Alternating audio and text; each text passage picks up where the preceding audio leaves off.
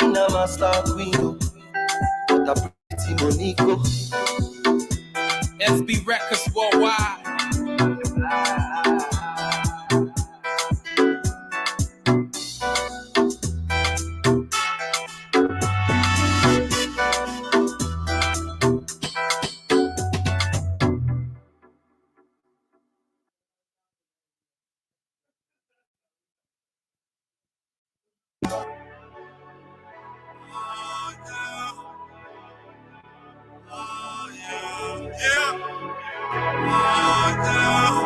Every day and night, every night and day, I wanna love your body, girl, in every single way. Every day and night, every night and day, I wanna love your body, girl, in every single way. We have to tell it and we getting it on. Baby girl, tell me what you wanna do. Yeah, right. We can stuff on the bed, bath and beyond. Baby girl, tell me what you into. Yeah, cause every day and night, every night and day, I wanna love your body, girl, in every single way. Every day and night, every night and day, I wanna love your body, girl, in every single way. Forever, my lady, like Jodeci. You see your body keep controlling me, and I'm trying to get it popping like it's ecstasy. But your body should stay close to me. We gon' get it poppin', we gon' get it poppin' and soaking wet, fucking around. Got your girls, man, they all upset. Where you at? Where you at? Where you been spending time? Got a man, I always hit you up, but you not around. I be on not a man, hit you up on the phone. I'm head down to pick you up, baby girl, when you all alone. I wanna call you up, but I can't do that shit. Come over here, baby, you the one I'm rolling with. You the one I'm fooling with. I spend the hours, 1,000 flowers and tuna fish. Baby girl, you the only one that I'm dealing with. I swear to God, the MC Hammer catch you too legit. And didn't know that you my mama mia. Baby girl, you picture perfect like a Mona Lisa. Take you out to France, do it a little dance. Telling me that you love me, you posting it on the gram. And didn't know that you my mama mia. Baby girl, you picture perfect like the Mona Lisa. Take you out to France, do it a little dance. Telling me that you love me, you posting it on the gram. Baby girl, I got plans for you. Better yet, I made plans for two. Take your time, let me admire you. And baby girl, we get it popping like we supposed to do. I've been waiting to start for start business under the hustle. Wow, you get wow. You hear about the app in Liberia called Minida Russia? Minida, what Minida got to do anything? Minida is a ride sharing app in Liberia that making transportation so easy. You can download the Minida app on your phone and be able to request bike, taxi, keke, big bus, small bus all around Liberia. And the good thing about it, every time you open Minida app, Minida will always provide you your pickup address.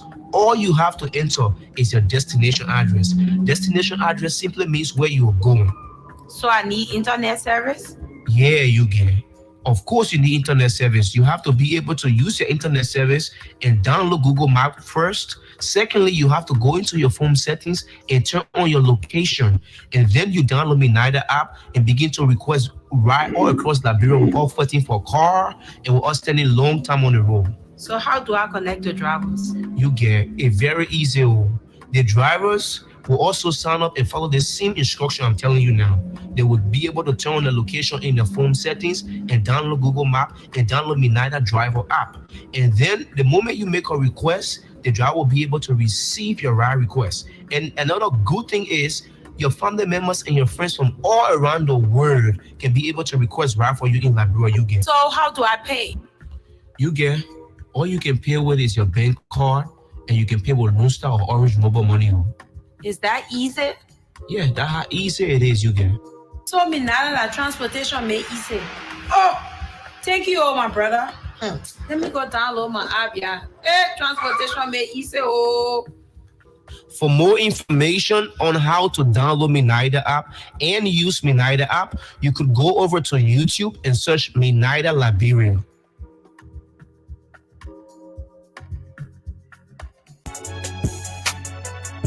Richard, why are you looking so down? I just broke up with a long-term partner, newly single and looking to meet somebody new. LiberiansConnect.net connects single Liberians in the diaspora and Liberians in Liberia for love, friendship, dating, and marriage. LiberiansConnect.net is a membership-only website. You will not only connect with single Liberians, but also with singles of other nationalities who want to date Liberians. A private link will be emailed or WhatsApp to you where you can download the app to use on your smartphone for easier access. Take advantage of the promotional membership package from now until December 31st, 2022. The platform is free. Membership fees renew at only $5 a month beginning January 1st, 2023. LiberiansConnect.net, private, affordable, secure, connecting single Liberians home and abroad. LiberiansConnect.net, exclusively Liberian.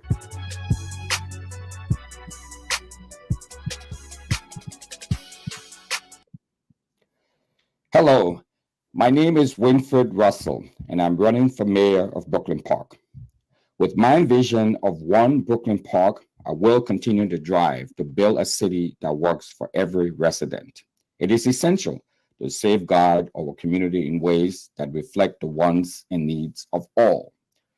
Brooklyn Park must be guided by its residents, business leaders, and other stakeholders who invest in its success.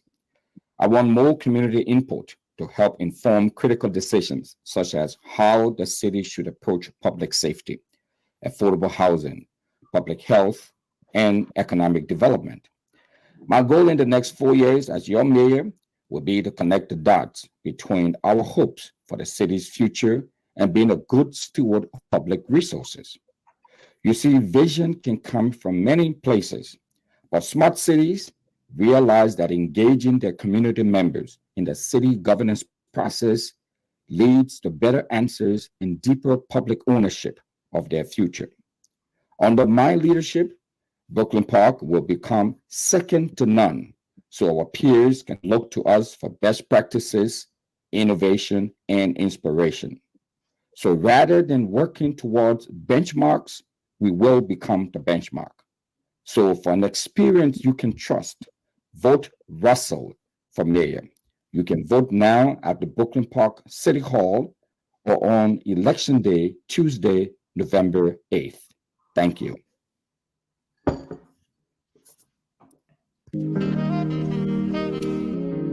Are you in search of a credible, trustworthy, and professional real estate company? Well, your answer is yes.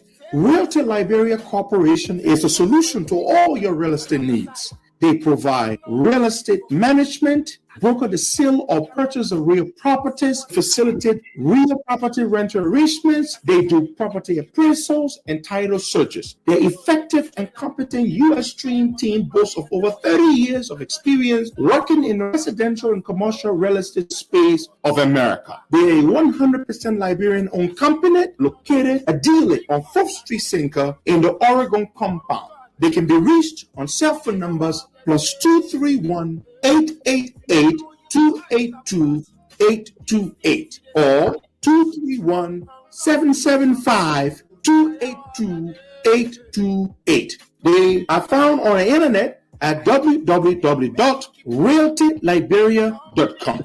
Ladies and gentlemen, stop by today at their 4th Street Sinker office and tell them Henry Costa sent you. Do you need a car? Ready for an upgrade? Then come to Sika Motors, sole distributors of Toyota vehicles, Mitsubishi vehicles, and Yamaha motorbikes, genuine accessories and spare parts. You name it, we have it. We have the 2022 brands of Toyota vehicles. Select from our new Toyota Starlight, Toyota Belter, Toyota Rush. We've got the best deal in town. Through our Sika Motors financing schemes with selected banks, EcoBank Liberia and UBA Liberia, starting at the lowest as $500 USD. You won't believe these prices. Come for quality, reliability, and durability. Take a spin and let's make a deal. Sika Motors on UN Drive at Sailtown, Bushra Island, or call Sika Motors on +231 775 987 758 or email cmarketing@cfao.com. Sika Motors, drive with confidence.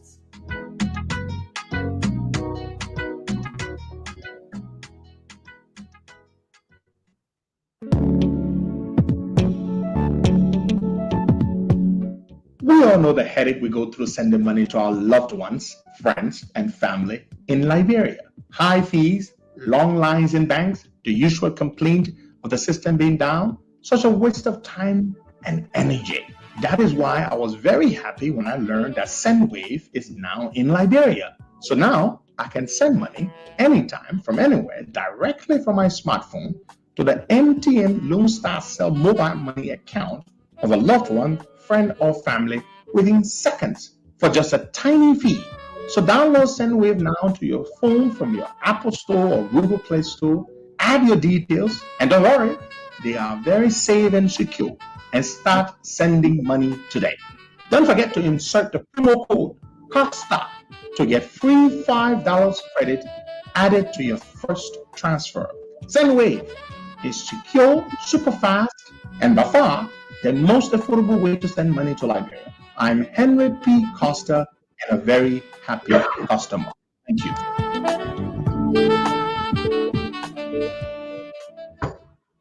Good morning, folks. Good morning. Bear with me. I'm not feeling well. Just trying to not be off the show, but the flu is giving me hell. Good morning, Porter. Well, good morning, Costa, and good morning to our many listeners. It's good that we are here with you. Today is the second day of the 11th month, 2022. Yeah. A couple of years ago, I believe it was 2 years ago, 2 or 3 years ago, we lost Representative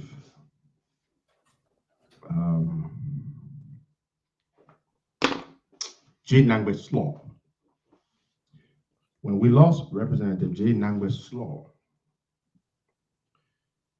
one of the things that we witnessed publicly was that there was a fight over his mortal remains, his dead body.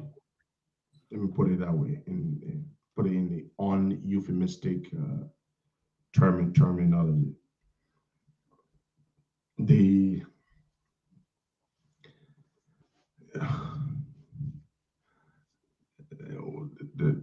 So there was a wife here in America who was claiming she was still legitimately married to him.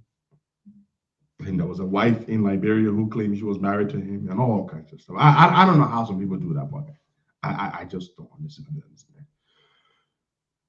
Now we are witnessing the same thing with the late Mr. Davido, who recently passed away. Yesterday, the court issued an injunction on the body, basically froze the body.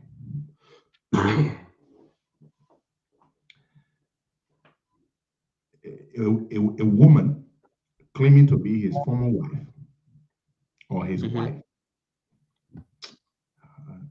I don't know. I don't know how some people can just do that. A woman claiming to be his wife or former wife, because all I knew that Davido was married to Musudo. And together they lived for so many years and they ran Musu Spot and other businesses, the famous Musu Spot.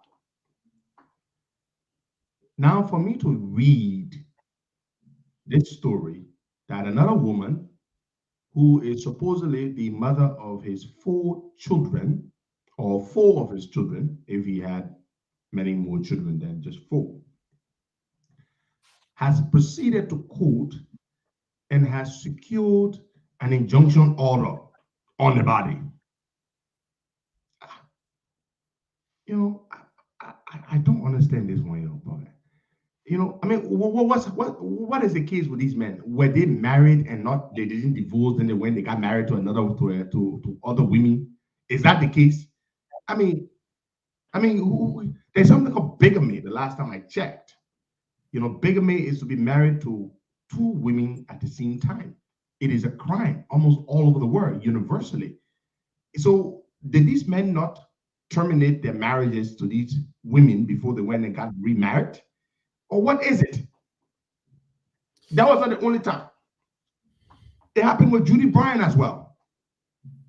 When Judy Bryant died, former chairman of the transitional government, the interim government, 2003 to 2005, his ex-wife or his wife came from the US and claimed that they were still legally married. Therefore, she was taking charge. I mean, I pray to God I never end up like that when I die. That I will have women fighting over my dead body. Okay. All along, you saw this man living with another woman for many, many years. Do you know how long we've known that Tubedo was married to Musudo? They lived together for so many years. Then all of a sudden, you come now when he's dead, that's when you claim his dead body. You didn't try to claim his living body. Or at least, not that we were made aware of. This whole public spectacle. The man has died. And you bring this humiliation. Who are you think you're trying to help here? The dead body? You're just trying to embarrass this man. He's dead. Let him go and rest in peace. You're trying to claim a dead body. Look at that kind of nonsense, black guy. Huh? I mean, why some people ain't got shame so black guy? Please tell me. Why some people ain't even got shame? You did not try to claim him when he was alive. We didn't see you fighting to claim him. When he suddenly dies, or when he dies, then you want to claim the dead body. The dead body? To do what with the dead body? Let me advise you, Liberian men. Look, make sure you have closure. Don't marry one woman and you don't, and you, if you decide to no longer be with that woman, close that chapter properly and legally. End it the legitimate legal way. Divorce her in a court of competent jurisdiction. So that the day you die, she does not come back and say, oh, you and I were still married. Close that chapter. Yeah. A lot of times it's about the properties the man had and the other woman now wants to have access to it and all that kind of stuff. And you know, if they have 4 children, I'm pretty sure those children are all adults now. Those children should be the one trying to ensure that they see their father's will, if he left any will, so that they can protect their inheritance. It would make sense. But the woman, oh man, it's just embarrassing. You start fighting what dead body in Liberia, man. Yeah, it's embarrassing. You die and you got women fighting over your dead body. A woman say, oh, he had never divorced and he went and got married. Oh, why you didn't challenge it? You could have challenged it. It's a crime. It's called bigamy. You could have taken him to court. Yeah, man, you're just confusing people, fighting what dead body. What kind of nonsense is that? Let's move on to something else here. A very tragic development. A few days ago, the news broke, very tragic news, that the son of Nigerian Afrobeat superstar Davido and his famous chef girlfriend, Chioma, that their baby boy had drowned. Initially, when the news broke, people were in denial and really hoping and praying that it was not true until it was eventually, unfortunately, tragically confirmed. The story goes that a little boy,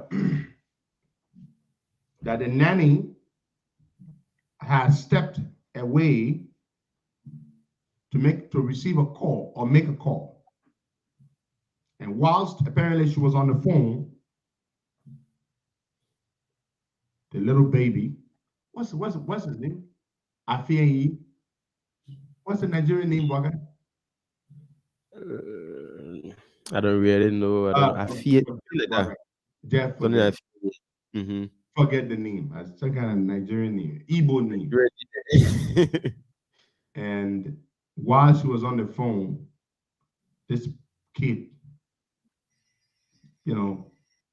got into the swimming pool and he drowned. I am told Davido and Chioma, understandably, are devastated, beyond devastated. They said Davido fell into a complete state of, oh my God, like he went crazy. Nearly, ripping off his clothes off his body. Just terrible ordeal for them to go through. I know why they may not be listening to us, but we want to convey our condolences. It's not easy to lose your child, I've never lost one. I pray I never lose one. When you hear that sort of news and you are a parent and you just start thinking, my God, I pray this does not happen to my own child. It's a tragedy. It's a terrible tragedy. And this little boy grew up right in the public eye. Everybody watched him from the day he was born until the day he unfortunately died. Very tragic. Extremely tragic. Yeah, and we're all mourning for them. We're all in sympathy with them. It's very sad. I've seen some people on Facebook say, write all kinds of things. Oh, you don't leave your kids with other people. How many parents, how many of you are able to take care of your kids throughout? How many of you? You have to go hustle. You have to work. How many of you are able to go and say, I will stay home all day to take care of my child? Some of you like to be unfair to people. When something terrible has happened to somebody, for you to simply sympathize with them and move on, you want to be judging them. That's why it's good to stay with your own children. I saw something Kanyo Baibala wrote. I said, how stupid could this guy be? Talking about people should never leave their children for other people to watch after them. Kanyo, you are supposed to be a career man, lawyer. Are you the one who takes care of your own children? Do you stay home to take care of your children? Davido is a superstar. He's a performing artist. He travels the world and performs. Chioma is a professional chef, a celebrity chef. What time do they both have on their hands? To sit there and be watching over their child. Yeah, they don't. So don't come here blasting the people. Yeah. So we are sorry. We're sorry for what these people are going through right now. Must be terribly, terribly bad. The way they are suffering. Very, very bad. Now, Bwagai, let's move on to something else here. So the agriculture minister, she was summoned by the Senate. The Senate wrote to her and summoned her to appear before them. She said she was cited to appear. Someone cited, whichever diction better describes the situation. Come in there, Bwagai, please. Oh my God.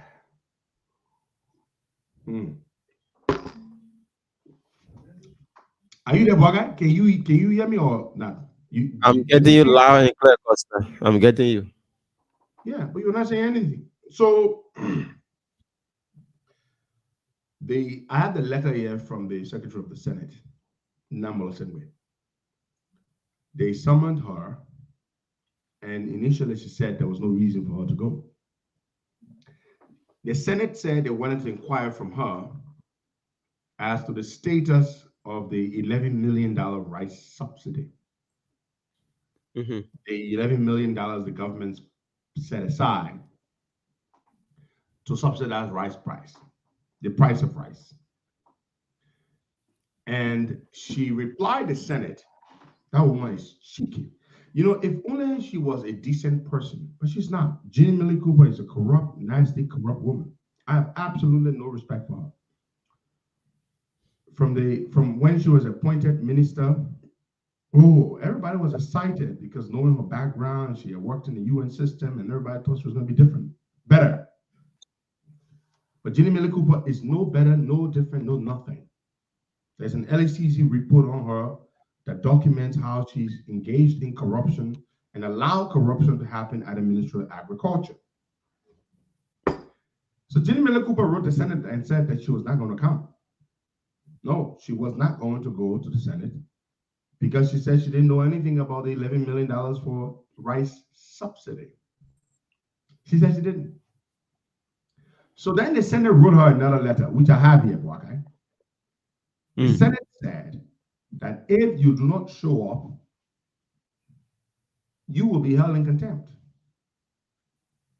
You will be held in contempt. I think that's when Jean Millie Cooper eventually, has she appeared? I believe she did. She appeared yesterday, and the takeaway from her appearance was centered around her saying that she's not aware of any $11 million on the issue about subsidy and blah blah blah X was. So so I don't know. The money, if it was allotted by the national legislator through the executive, where and who are the beneficiaries of that particular money? If an agriculture minister don't be informed about such issue. Okay, hold on right there. Rice subsidy has absolutely nothing to do with the agriculture minister. When the government sets aside money to subsidize the price of rice that's imported, not locally produced, it has nothing to do with her. The Ministry of Agriculture has absolutely nothing to do with government subsidizing rice. Nothing. Absolutely nothing. So the people who are responsible for that, one ministry in particular, the Ministry of Commerce. Period. The Ministry of Commerce. So she has absolutely nothing to do with it. I mean, she can't say she's not aware. She was being cheeky. For her to say she's not aware that there's $11 million that the whole government has been talking about, she was being cheeky. So what Jenny Millie Cooper, her ministry has nothing to do with rice, importing rice. Her ministry has everything to do with agriculture in the country.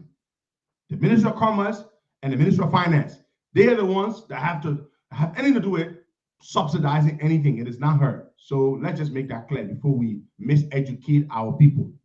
Now, Jenny Millie Cooper has an attitude problem. Yeah, she has a serious attitude problem.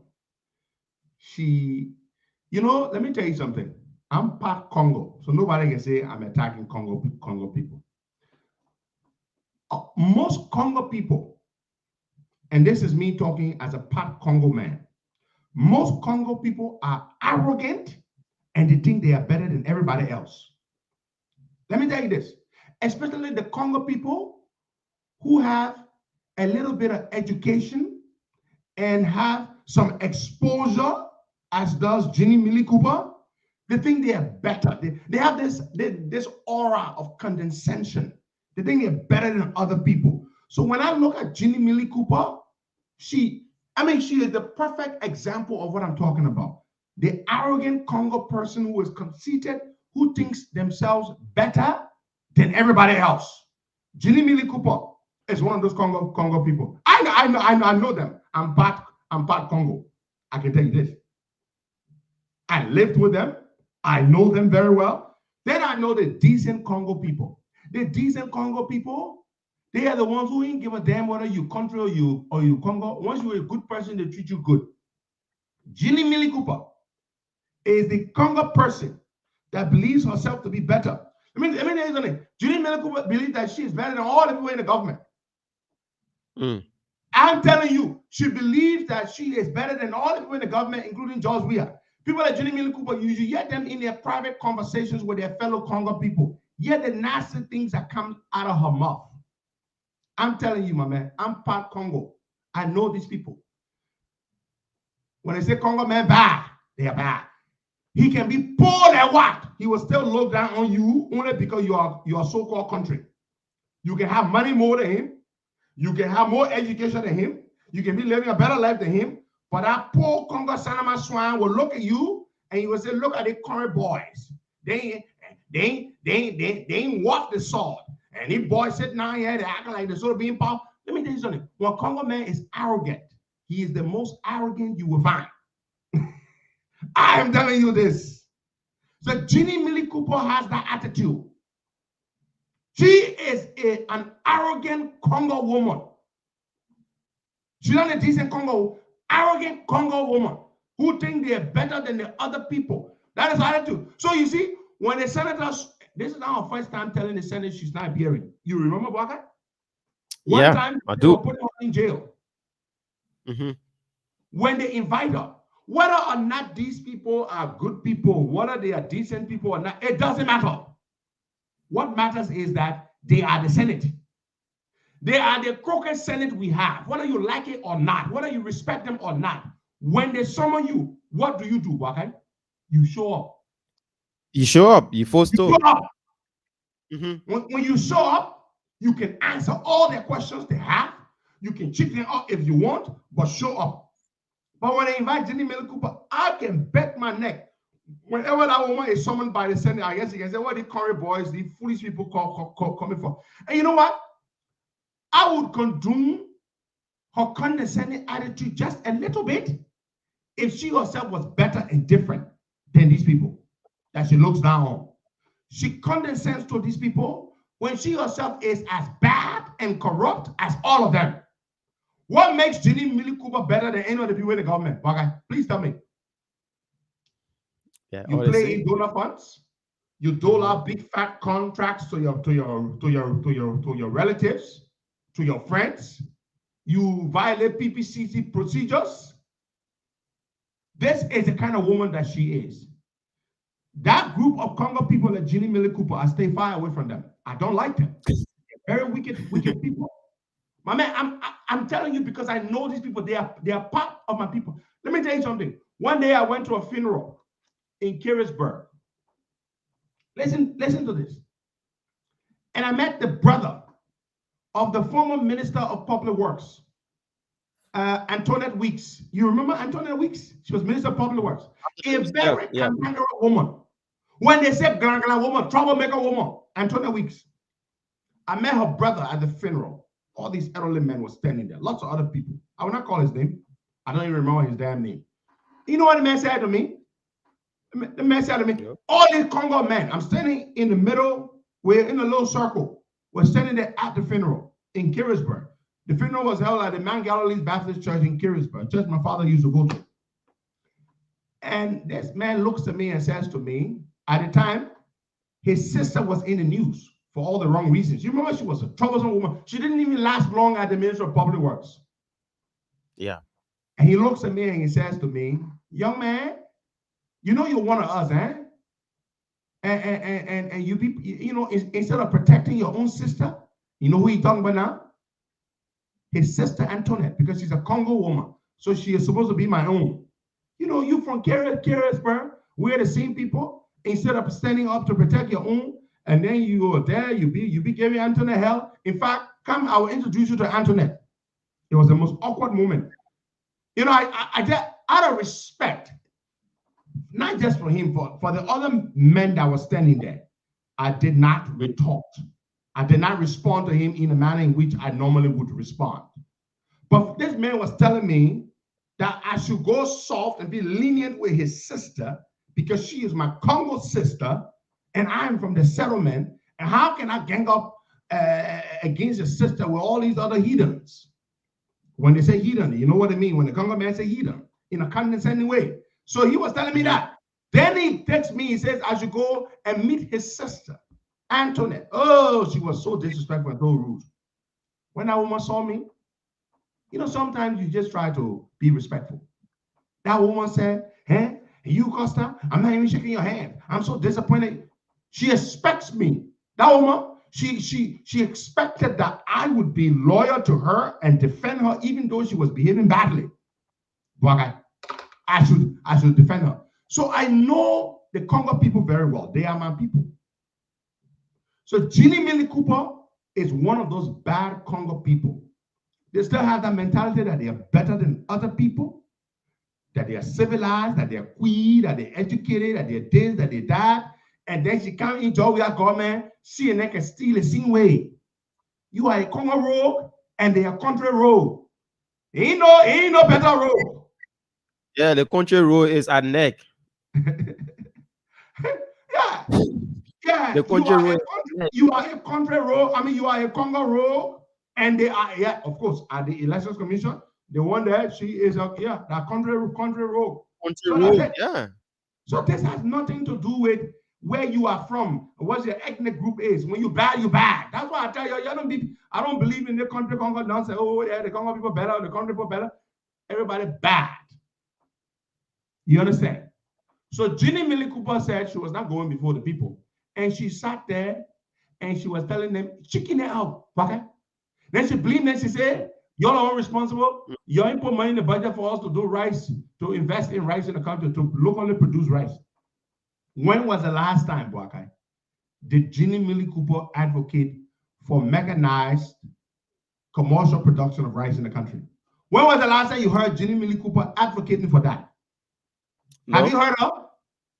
No. And our expectation was so high for her because she come from that background. She come from a farming background. She and her son, they got it, they call it, I know, Fabri or Fibra rice, Fabra, some kind of name they got. They were growing their own rice. You would have thought this woman would be a champion. She would be a champion for growing rice. And you say you work in the UN, you got contact all over the place. Why don't you write a project proposal and go to the UN and ask them to fund mechanized rice production in the country? Or at least start a pilot project. You get all the donor funding. Write a proposal to one of these donor countries that's interested in investing in agriculture and let them fund a rice pilot project to grow rice in a country on a mechanized scale. And then let's see it work. And then let's see whether the national government would not put money in it. But nothing like that.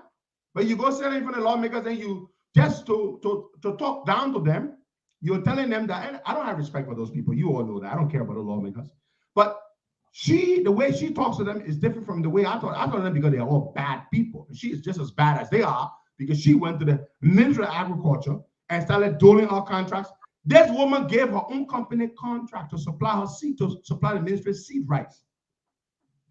Over $200,000 US. She awarded her own private company a contract to supply seed rice to the Ministry of Agriculture. The seed rice has not been delivered.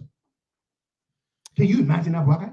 She awarded a contract to her own company to supply the ministry seed rice that was supposedly meant to be distributed to local smallholder farmers. That seed rice has not been delivered. And you want to sit down here and act like you're better than the country boys. You and the country boys are the same. You are a Congo rogue, and they are Congo rogues. You ain't no better than them. Ginny Millie Cooper, you ain't worth the salt you eat.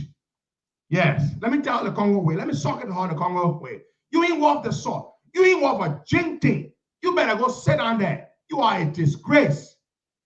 You got an LSCC report out on you. If you had integrity, Ginny Millie Cooper, you would have asked to be further. You would have asked to have your day before court to exonerate yourself.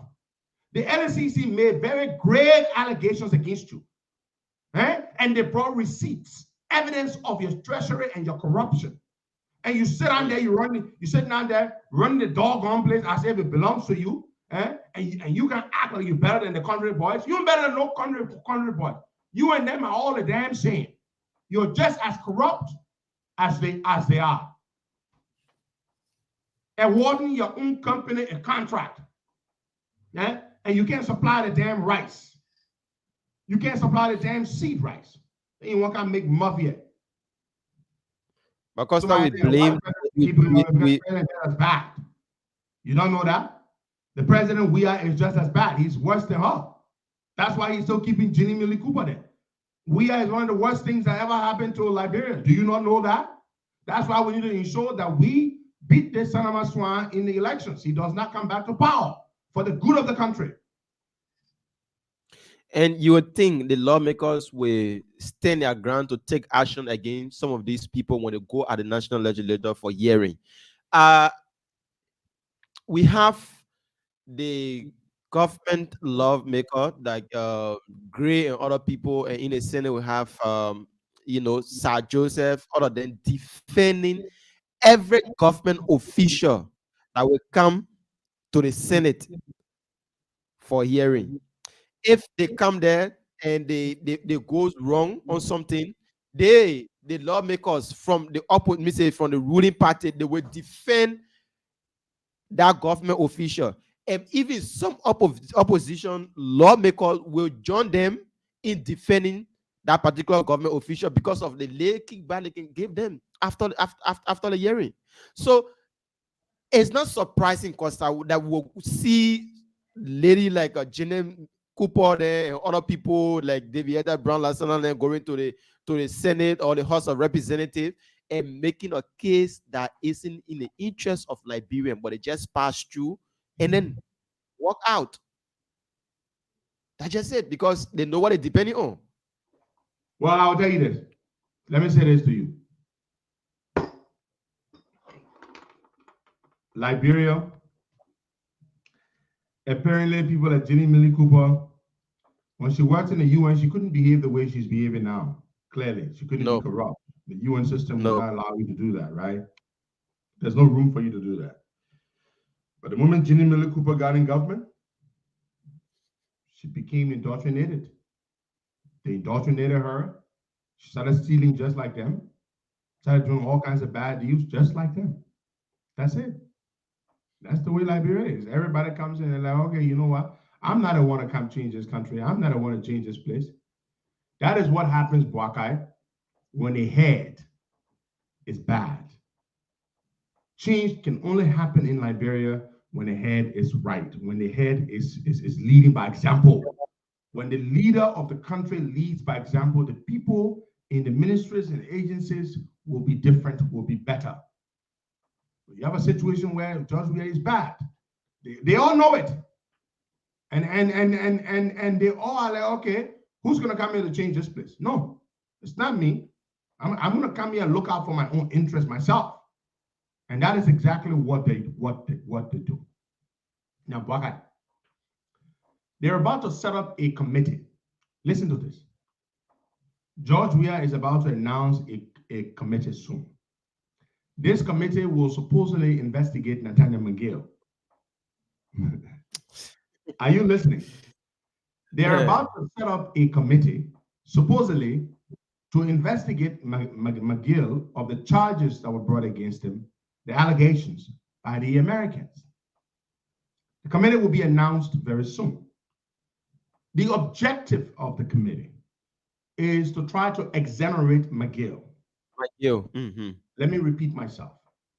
The objective of this committee is to try to exonerate Nathaniel McGill, to say that McGill, the committee will do their investigation, and the committee will say that McGill is innocent of all of these charges, and the committee will then request the Americans, or the government will then request the Americans to provide evidence of these allegations that they slammed Nathaniel McGill with, for which they sanctioned him.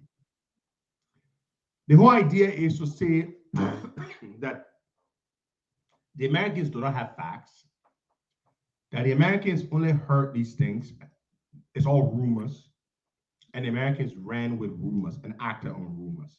That is the objective of this committee.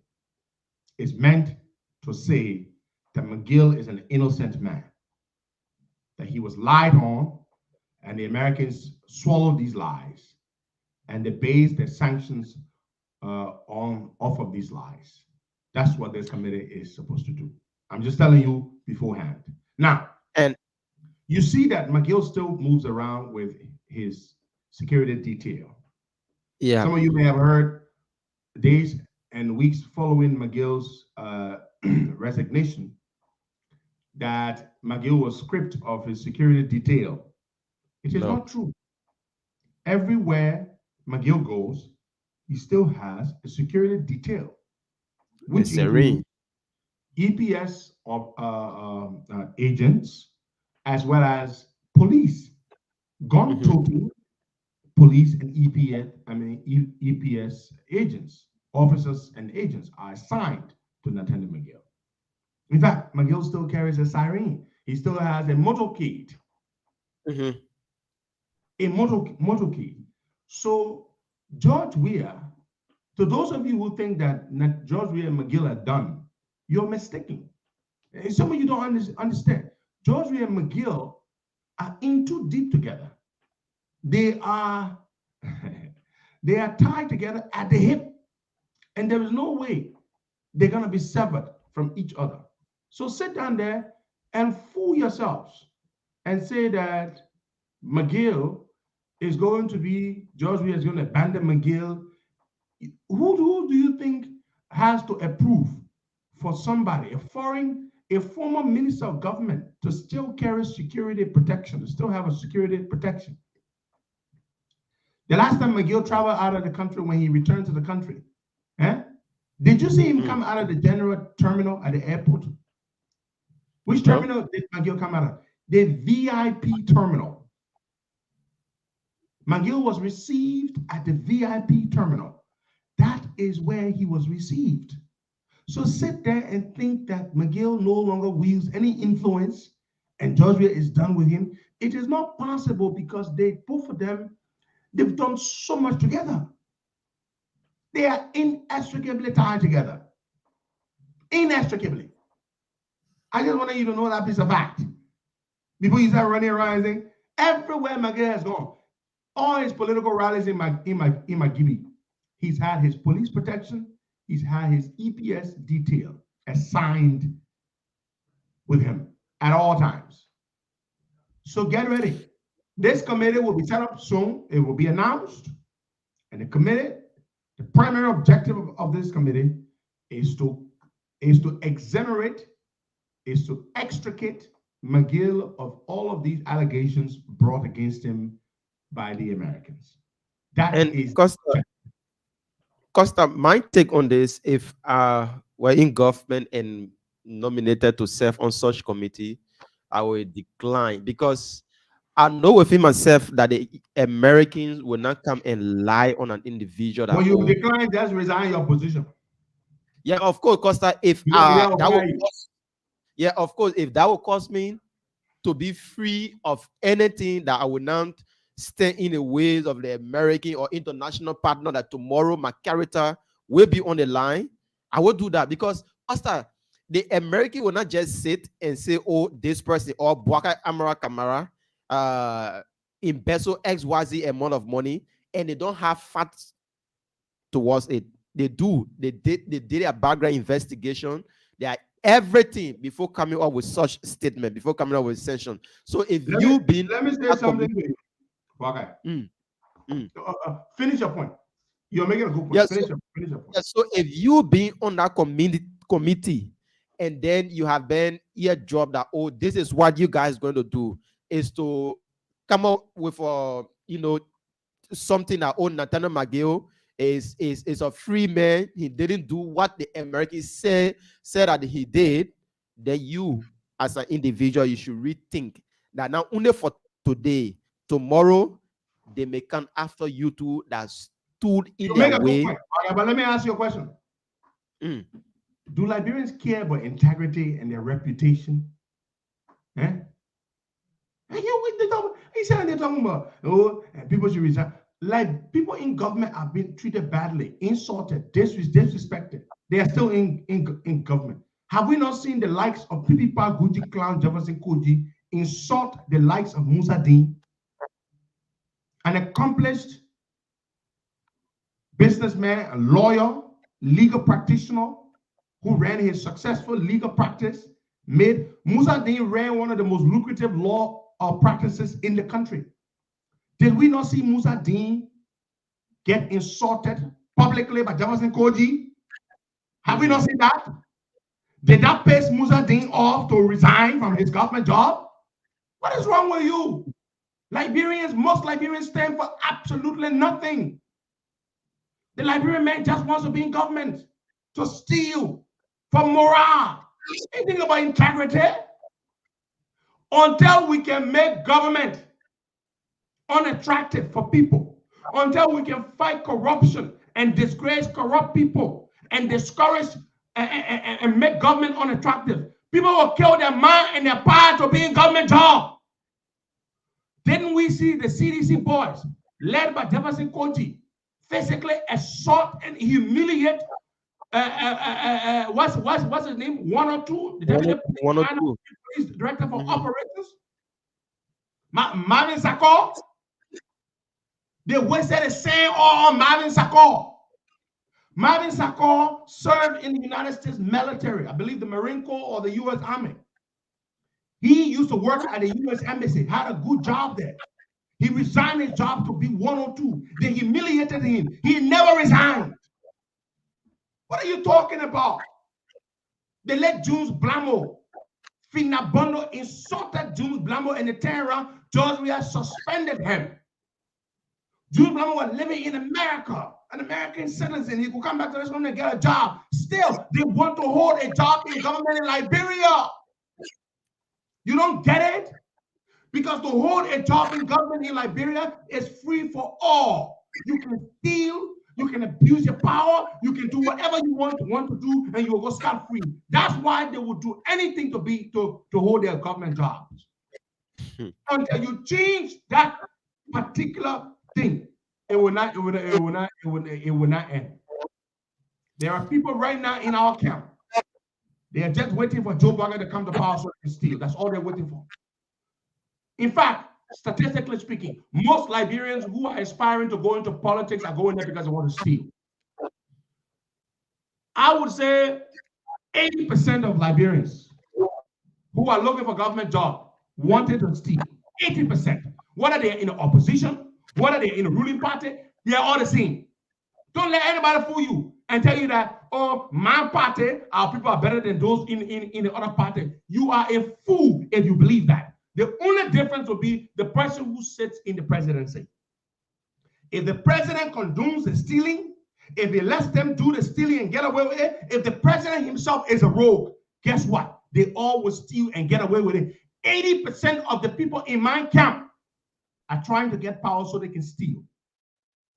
Did you hear what I said? 80% of the people trying to get government position, they are trying to get those positions so they can build their own big houses. They can fly their wives abroad to have babies in America so they can become American citizens. So they can buy vacation homes in some other places. So they can send their kids to the finest schools in America. That's why they are trying to get into getting government. 80%, that's my own statistics. 80% of the people are looking to steal. Don't let nobody fool you. Don't let them make all those big, stupid speeches. Oh, we're better than them. We are this, we are that. It's a lie. 80% of the people in my camp are looking to steal. The only difference, the only thing that can guarantee that it will be different, that one human being, not the vice president, but the president who we will produce. If that president decides that when you steal, we will put you in jail and disgrace you, okay, there will be Salama swines that will begin to rethink. Most of the people I see in this country who go to college and acquire some education, do you know why they do that? No. So that one day they can get a government job in Liberia. you don't even understand. But right here in America, many of the young men that you meet, the reason why they go to school here in America is so that they want to spruce up their CVs so that they can make themselves attractive for future government positions. What are you talking about? Liberia is the one country where all the people care about is themselves. That's why we've never developed the country. Because if you are only thinking about your own interest, building that big house with that big fence and fixing that road to your house, sending your kids to the finest schools, it's a society where we are obsessed with individualism, parochial, selfish, individualistic interest. That's all we are concerned about. We're not concerned about the whole. We're not concerned about the collective, building a society that everybody can benefit from. You must fool yourself and say, and then you say, and the opposition people are any better. You are lying. We're not better. Most of us want to steal. Most of us, our role models are who? Our role models are Miguel. Our role models are Samuel Twe. Our role models are Jefferson Koji. Those are our role models. My man, you see, look, let me tell you something. And that's why a lot of people in the political parties don't like my business, because I tell you the truth. You see, for me, I don't even want to be I don't want to be in government. I only want power to be able to change my country or wherever I find myself. And I've said this to you over and over. I'm one of those people, I don't really care. Whether I get it, I don't get it. I don't really care, because my life is okay. My life is okay. I have a fairly comfortable life. I'm doing fine. I'm doing very, very well. But let me tell you something, Bwagai. Most people who go in government in Liberia is to steal. That's it, Bwagai. That is exactly it. That is exactly it. My fire David, that's why you are wrong. My brother, my fire David, you can be trying to do the right thing. If the president condones the stealing, your efforts will be wasted. If your boss, the president of the republic, encourages the stealing, you down there trying to fight against your friends from stealing, you're wrong. You will fail. You will fail. The only way it can happen is when the boss, but Bwagai, be working somewhere. Your boss man is bad, and all your other colleagues are bad. And you see, you get your colleagues in a bad act, and you go tell your boss. And what does your boss do? My man, leave a friend there, man. Oh, okay, all right, I hear you. And he does nothing. He takes no action against the bad people. Costa, you know, the issue about integrity, I always speak on the issue about integrity, even with our officials. You keep saying the boss, the boss, the boss. Some people stand for their character and their integrity. For instance, the guy at the FIU that was, called by ECOWAS to go and hear a session there in the organization. He stood up for something at the FIU. Yeah, he stood up for a cause. Yeah, he stood up for a cause at the FIU. That's what got him to where he is today. So if we keep being the president is this, the president should be the one doing everything. No, Costa, once you as an individual, but that's where you are wrong. Bwagai, that is where you are wrong. Do you know what it means to take the entire country and make you the leader of the entire country? You swear an oath on the day you are inaugurated or you are inducted into office as president to uphold and defend the Constitution. And you come to power and it becomes a free for all, and you're stealing, and all your people are stealing, and maybe one or two people decide not to steal. And then you sit there and say, okay, that's the way it should be.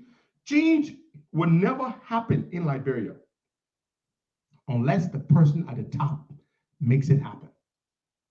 Only one person can change the whole country, Bwagai. All that nonsense people can say, back in the day, Dylan used to argue with me. Oh, my man, you can change the government through the legislature. You know what he says now? He agrees with me now. He has publicly said it.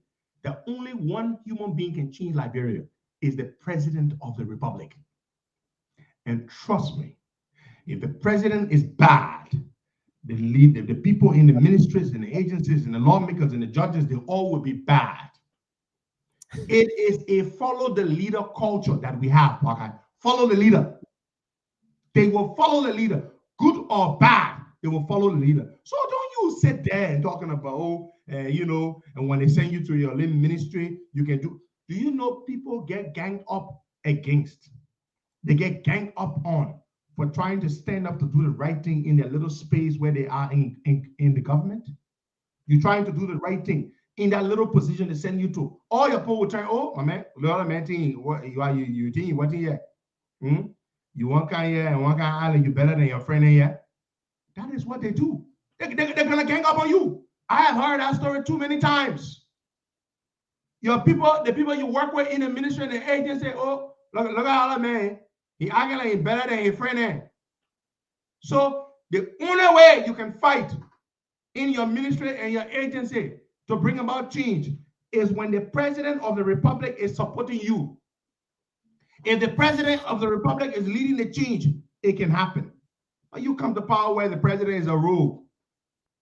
Everybody is a rogue. Then you're talking about, oh, my man, at least the small play fire said they will kill you, Baka. They will kill you. Why did they kill the auditors? Gifty Lama and Abbott Peters. Why did they kill them? Baka, answer my question. Why did they kill the auditors? Why did they kill them again? They were standing for a cause. Yes.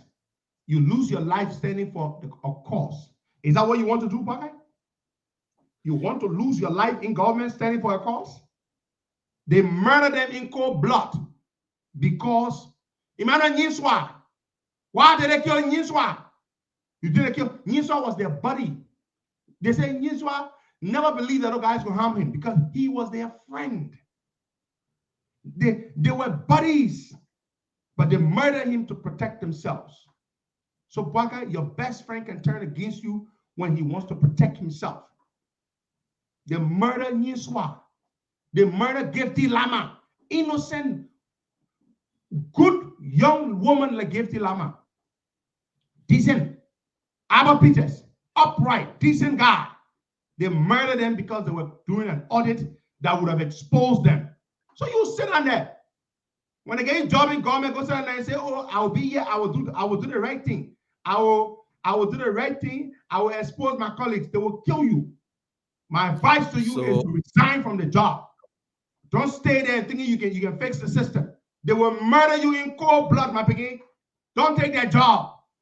That's why I've said it over and over. I, Henry Pedro Costa, I shall never work for any corrupt president.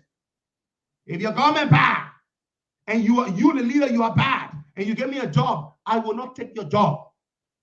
Except I don't know you will be bad. When you come to power newly, let's say the president gets in power newly. Matthew Innes. They murdered Matthew Innes for the same reason. What are you talking about, my biggie? What are you talking about? They will kill you. So when you know they are bad, don't take their job. Preserve your life, my biggie. That's what you do. You better don't sit on there and go, I will be upright. Upright and lose your life. If I were Gifty Lama and Albert Peters and Matthew Innes and Emmanuel Nyinswa, if they were like me, they would be alive today. Because guess what, Baka? I would have resigned the damn job. My life is better than the job. Let's go to the lines and take some calls, Baka. My life is better than the government job. The people are so wicked, Baka. Your best friends will murder you in cold blood to protect themselves. And so, if your president gave you a job, tomorrow, Joe Biden become president, and the people that are stealing in the government, for me, I don't even want to go to the executive branch of government. I don't want to go there. And the people that are stealing in government, and you working there, they gave you a job, Biden. You say now that Joe Biden not fighting the corruption, that you won't fight the corruption. Listen to me, the president Joe Biden, if you're not fighting corruption, you, the mayor, assistant minister, or director somewhere, that you won't fight corruption, picking, you won't die now. But if Joe Biden fights corruption, you, Biden, you can fight corruption. If Joe Biden punishes people, you, Biden, you can be brave to report people for them to be exposed. You can expose people for them to be punished. But if Joe Biden turns his back on corruption and he encourages it and he condones it, and you in the government, you're not happy about it, resign. If you stay there and you want to fight it, you are suicidal, my picking. You are suicidal. Never think that you in that bottom position, you can fight corruption. Only the president can fight corruption, my picking. Resign and go say a fire code. Stay in power, stay in the government job, and die. I will never stay in government and die. I will go do different things. I will say coal. I will go make cold water and sell it. Yeah, let's take some calls. You already. Only president athletes in the country. Only the president. Let's go take some calls. All right, folks. 0770-102-102-86-010-383 my point on this entire discussion is that once as an individual you are given a tax, there is need that you live up to that tax and make the real change that you want. If the environment is not conducive for you, you get out. You stay there, you die. That's it, my begin. Take my advice. If they ever give you a job in a corrupt environment and the boss does not have a problem with the corruption that's happening there, he encourages the corruption. Stay there and die, or leave and leave. That's my advice to you. To everybody that's listening to me. Go get government job. Let the president be encouraging the corruption, then you won't fight the corruption. They will kill you. Let's take some calls. Good morning. Good morning, Costa. Good morning to our brother Baka. Costa is telling on the government, as she said, everyone in the government is corrupt because of the executive do not take action. And only a executive can return the country, the president. You said it right. I gave it to the example. Ghana was way when Jerry was over. He was straight to the coal. Even Thomas, who came to power, he was straight to the coal. When even today, so it's the president that can make the change. It's not those that come to serve. Everyone of them, all of them, they are corrupt. Including the lawmaker, the legislator, the judiciary, all of them are corrupt. It's not only the president. Thank you. Okay. Thank you so much for calling in. I'll take somebody from the WhatsApp number here quickly. Good morning. Hey, Bwaka. Hey, Costa. How you guys doing? This is Dwalo calling here from Massachusetts. Look, I listened to this Costa this morning. I always say this, that for me, I can never work in government, but I want to let my people know today. You must understand something. Costa is absolutely right. Only at the president say that we can change Liberia when it comes to the issue of corruption. But I want to leave you with the words of George Washington this morning. It was very, very, very, very, very forceful in this issue. He says, government is not reasoning. Government is not eloquent.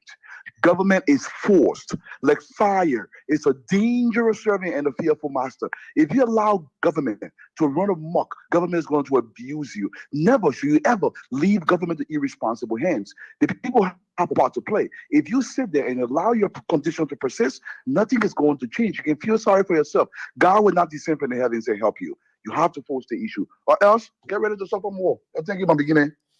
Thank you so much. Yeah. That's it. That's it.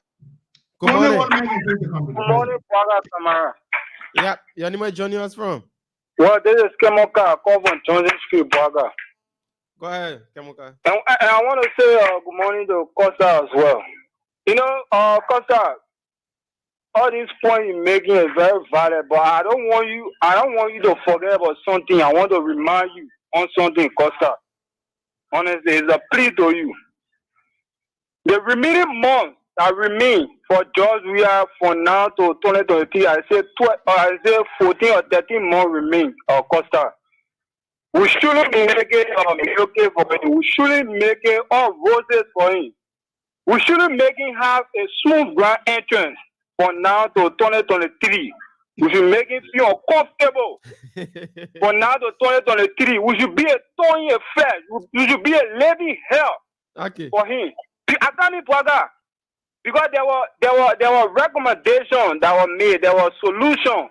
There were a lot of options to explore, but he chose to go the wrong way. There were a lot of options that were powerful to him, but he was hell-bent destroying the country. Oh, I'm sorry. We take some calls. 0770. Don't worry, my brother. We're not letting him be in peace. Yeah, we'll frustrate life. We'll make him miserable. We'll do everything to him. Yeah, so we're still taking your calls. Keep them coming in. 555-102-102. 0770-102-102. And the WhatsApp number is +231 888 So the president is out of the country. Yeah, the man is out of the country, and I understand that he took $1 million with him. That's what I'm hearing in the corridor. $1 million for 3 days in Morocco. I just don't know what that huge amount of money for. Yeah, they say I saw the post on the executive mansion Facebook page. They say the president went to attend some kind of stupid conference they're having there. My man, I swear to God, man, it's just sad. Look, my man, I'm just way past George Weah, man. All we're waiting for now, we're just waiting for the election so we can move it, man. All, man. Yeah, so, my man, George Weah will not change. So I'm just way past George Weah. Let's just move George Weah. Yeah. Good morning, Buaka. Good morning, Costa. Hello. Yeah. Welcome. Yes, this is Vitus calling from Germany. What's up, my brother? Costa is right. Costa is right. You see, even human being, even in your home, in your family, in your home, if you didn't set a good example in your house, your children will learn from it. You understand? So, but I give example in Nigeria, Peter Obi today, despite that I don't support him for my own personal reason, as an Igbo man who stand for Biafra, independent of Biafra, despite I don't support him, Peter Obi is the best. He's a very good man. When he came to power in Anambra State, in Igbo land, Anambra State is one of the worst corrupt states in Nigeria, the worst. But when he became the governor of Anambra State, he set an example. He led by example. He's the only governor. He's the only governor today in Nigeria that economic financial crime are not chasing. He's the only governor today in Nigeria that left office with almost 80 billion naira left for incoming government. He left for the Anambra State. But other governors will do what? Steal all the money, even credit for upfront and add on it and take. But he left the government with such amount of money. He set an example that wasteful spending from the government. He lived a simple life. Despite that he's a millionaire. Today, Peter will be almost four bags. But he carry his own bag to anywhere he's going. So if a leader comes to power, first of all, sets his goal for living a flamboyant life like President Weah, I swear, the rest of the minister, everybody will follow him. Even in the country there, everybody want to steal. That is what happened. So Costa is very right. A leader should set the example. Okay. If you set the example, others will follow. Thank you, Buaka. Thank you so much for making your contribution. And we take the other person from line 1. Good morning. Hello? Good morning. Your name is joining us from? Yeah, I'm Darius, still calling from Carwell. Welcome, Darius. Yeah, I want to commend Costa. I want you to just think about Sendwave Morris at Water and Sewer there. When the man exposed his boss for corruption allegation, and then the president suspended the book, and then the president called Sendwave Morris back.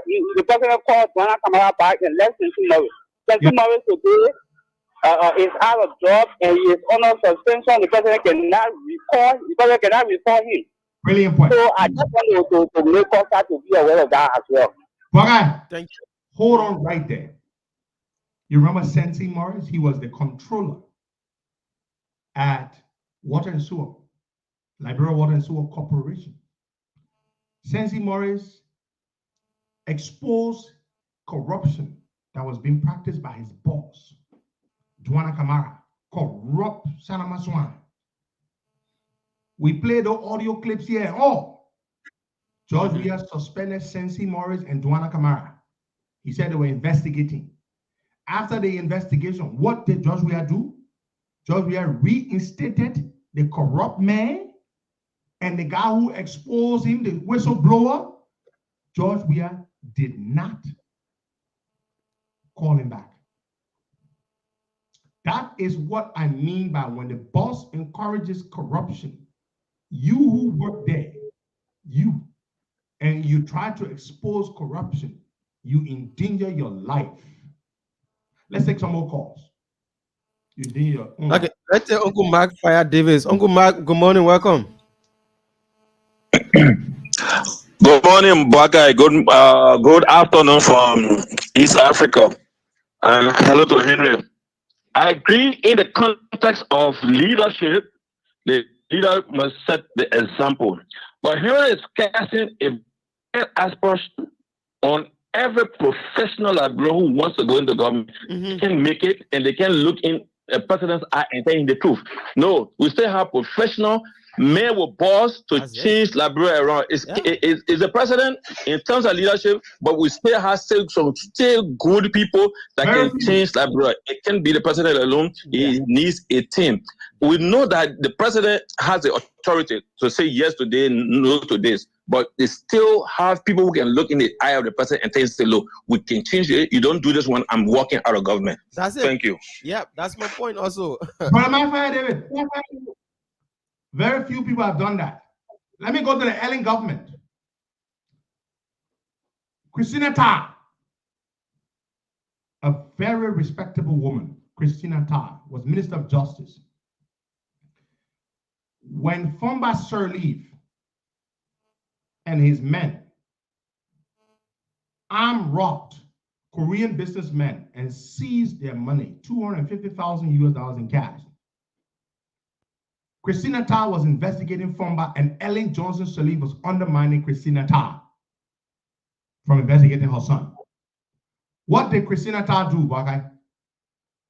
Christina Tarr called a press conference and told the whole world, the nation and the world, that she was resigning her position as Minister of Justice because Ellen was undermining her investigation into Fomba Sirleaf's criminality. Anthony Saya, an internationally reputed civil servant who was seconded from the World Bank or the IMF. She helped pave the way for our HIPIC completion that eventually saw Liberia's debt getting waived. Anthony Saya also, at some point, she didn't agree with Ellen. She walked away. She resigned. Tiawon Gonglo. When Ellen went and suspended the entire government, the entire cabinet, and when she reinstated them, and she wanted to send Tiawon Gonglo to another ministry, I believe, Tiawon Gonglo said he was resigning. He resigned his position because he did not agree with Ellen.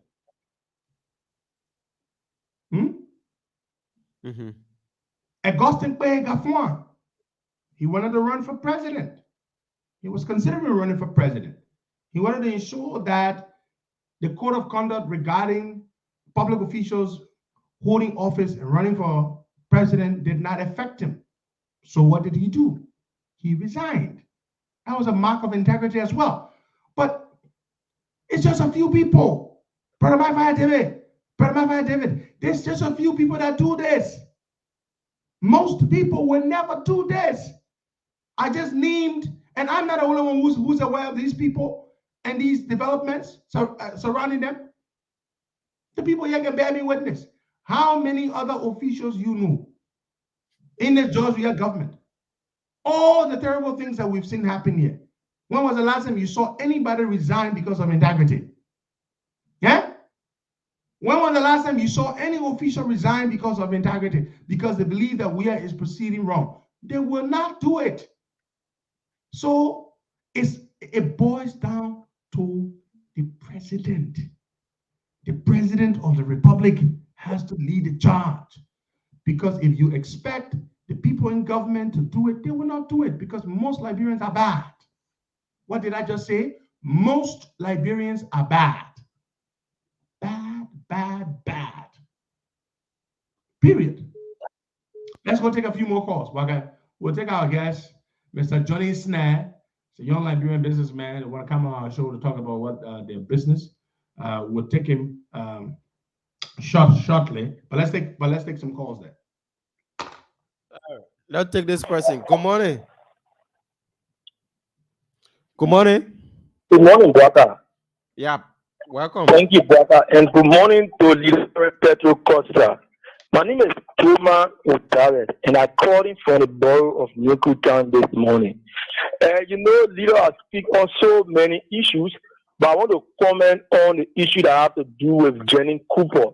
Leader, Jenny Cooper, we all was happy as he present Jenny Cooper to us to take over the agriculture of our country because she comes from that sector and she has a farm in Liberia. But it's a person today to see Jenny Cooper joining the government to look for the Liberian people. It's very bad. Leader, as you said, this Congo woman is very wicked, leader. We feel that they are so better than us. So for that reason, we put in position to serve the Liberian people to make sure that our stable food be on the Liberian market. Today, she are showing us arrogance. The senator called her for questioning. Thank God, Senator, they don't read that letter or summoning the finance minister and all the agriculture minister in Jenny Cooper. But she refused, and also senator refused because they know what they are doing with the Liberian people money. But leader, that days are normal. We get less than 11 months to election, and this government will be here for the thing that they are doing with the Liberian people. Thank you very much, and continue to educate us, leader. Thank you. Let's take Tom Will on this line. Tom Will, good morning, welcome. Good morning, Bwaga, and good morning to Leader Henry Costa. I'm Thomas William calling from Minnesota. Bwaga, I want to give another perfect example as it relates to leader compromising corruption. If you look at Legis, they have one deputy director general for geo information, for project general director for statistics and data processing. He's Ernest Williams. This is the guy that exposed Wilmer Smith and the corrupt. That's true. The time that exposed Wilmer Smith, he has been marginalized at Legis. According to the law, the act established in the absence of the Director General, Ernest Williams, who is the Deputy General Director for Statistics and Data Processing, should be the acting Director General. But because the guy has exposed his director that are supported by Snap and Just Weir, today Wilmer Smith is acting as Director General in the absence of the original Director General. So that's what happens if you're a leader who has no integrity as it relates to fighting corruption. Thank you very much. You see, that's a good point. Tom Will just struck a very good point. Wilmer Smith should not be acting. It should be Alex Williams. But Alex Williams came out publicly and exposed the corruption at Legis and exposed Wilmer Smith personally for being engaged in corruption. We saw the interview that they did on Spoon Talk. Since that time, Alex Williams, who is more competent, more qualified than Wilmer Smith, who clearly has integrity, which Smith does not have, should have been the acting Director General, but they have ostracized him because he exposed the corruption at the entity. And you know what? He took risk with his life. What he did was very foolhardy. You don't expose these people and stay in a system with them, Wakai. You don't. I would not risk that. No job is better than your life. I expose your corruption. I'm packing my bag. I'm going. Wakai. I'm going. I'm not staying there for you to kill me over a stupid job. What is a job compared to my life? Alex Williams, why did you even go back there? Having said all those things you said, you just want a job? You want a salary? Is that it? All right, then stay there. I don't feel sorry for you, my brother. Stay there. Risk your life for a stupid job. Never risk your life over anything. I'm telling you, especially something like a job. You can always get another job. Mr. Johnny Snare. Good morning. Good morning, sir. How are you? We're doing good. We're doing good. Very good to have you this morning. Thank you. Welcome to the Costa Show. Thank you. Good. So I met Mr. Snare at the the inaugural ceremony of the Liberian community of Central New Jersey in Trenton. A very beautiful, beautiful, colorful event where I had the opportunity to serve as the chief launcher. And Mr. Snare was introduced to me by my namesake, Dr. Henry Peabody, and he spoke very highly of Mr. Snare, and I was very impressed. Mr. Snare, and he asked me, to bring Mr. Snare on, just talk about his business that he has set up, which operates in the country. So Mr. Snare is the CEO and founder of an e-commerce platform called, shop at sns.com. And so that's why we have him on here this morning to talk about his platform and his and the motivation that led to him creating this platform and how well it's doing. And he's back and forth between Liberia and the U.S. Well, I think you said to me you were considering moving back or something like that, right? Yes, Right? I actually moved back full time, so I come to the U.S. just for vacation. Very good. You see, there you go. One of the Liberians who's trying to make a difference back home, where it really matters. America can boast of many people like Johnny Snare, but Liberia cannot, right? So Liberia needs you more. So, Johnny, let's talk about this company. When it was established and what was your inspiration behind it? Yeah, so thanks for having me on again, Mr. Costa. I remember when you got to that event, you were asking people to donate, and I said, you know what? Maybe this guy will let me donate in Liberian dollars, but you had to maybe convert it to USD. Yeah. So it'd be a little hard for my pocket, but that was an amazing event, and I love that Liberians are coming together in the diaspora. To create this technology, basically, a quick history about my background. I came to the U.S. when I was in second grade, so I didn't know Liberia much at all. My father passed, like most of us, in the Civil War. When I arrived to the U.S., I did pretty well here academically and athletically. I went to LaSalle University. I studied advanced analytics and technology. Great. And then I started to work for IBM doing artificial intelligence and traveled around the world. And then I started to work for Amazon, creating front-end technology in New York City, where I had a team of 65 people. It was amazing. I had a great experience globally in a tech space, and I was respected. 2020, my mom was very sick. And I remember one statement she made, she's like, people always talking about you. You're traveling all over the world. You're doing all the technology, but you never came to Liberia to do something for us here. Yeah. Why is that? And that question hit me deeply. And then 2 months later, she died. And when I got there, I went to the funeral. And, it's my mom. And I was doing pretty well at Amazon, very well. So I did a very big funeral. And then one of the lady was like, oh, but when I met Omar Levy, she didn't do all the one.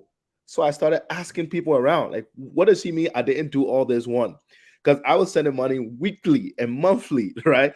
To buy land, to get food, So then someone told me, then the family started to explain the real story to me. Hey, all this stuff you've been sending to your mom, we weren't getting all of it. And most of the time we're getting some of it. And sometimes we didn't even know you sent something at all. So this baffled me. And I knew that I was already going to want to do something for Liberia because that sort of was my mother's dying wish.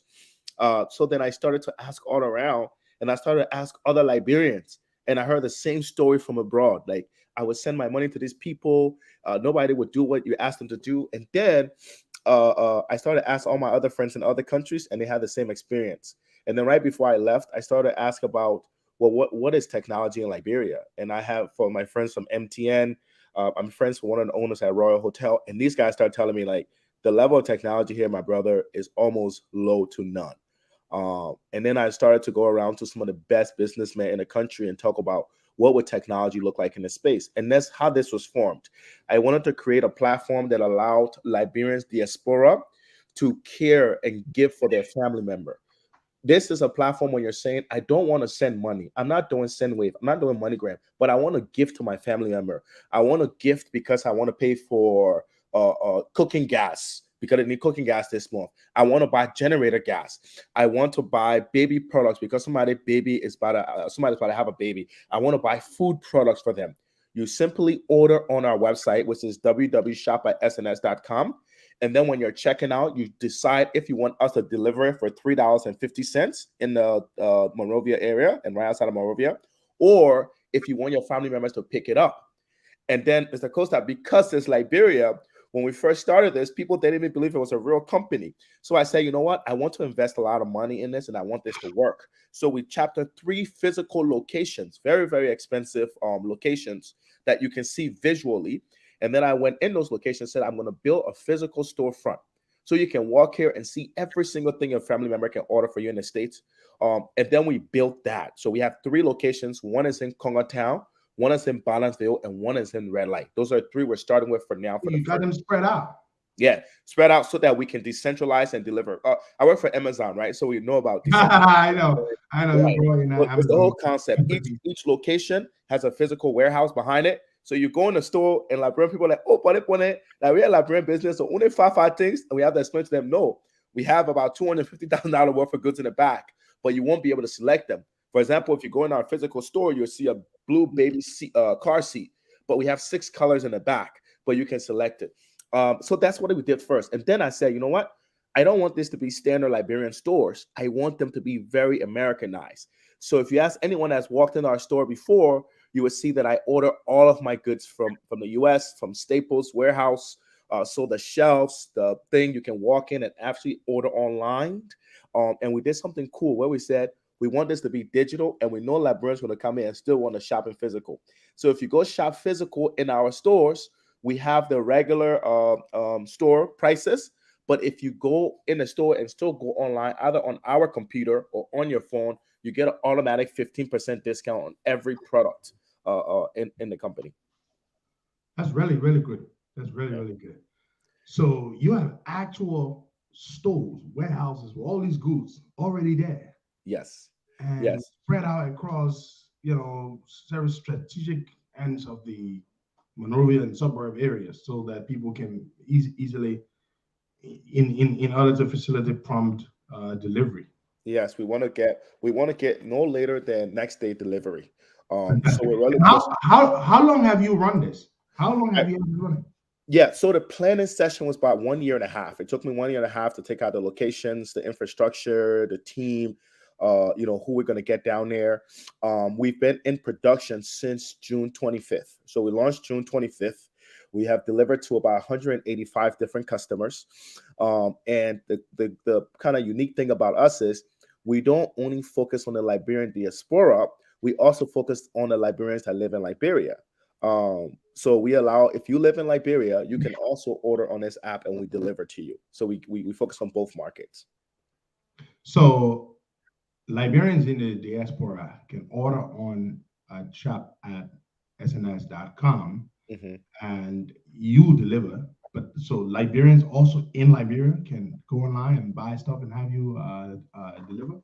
Yes, absolutely. And some Liberians, the number one thing that we're seeing for the last 3 months that people in Liberia order is our gas and fuel. So we own a core partnership with a large gas and fuel producer called NP Liberia. So basically, you can order. You mean propane gas? Yeah, propane gas and regular gas and fuel. So you can literally be driving and say, well, the gas crisis is coming, or I'm about to stop over there and I don't want to use cash. And you can order on SNS 5 gallons, 10 gallons of gas.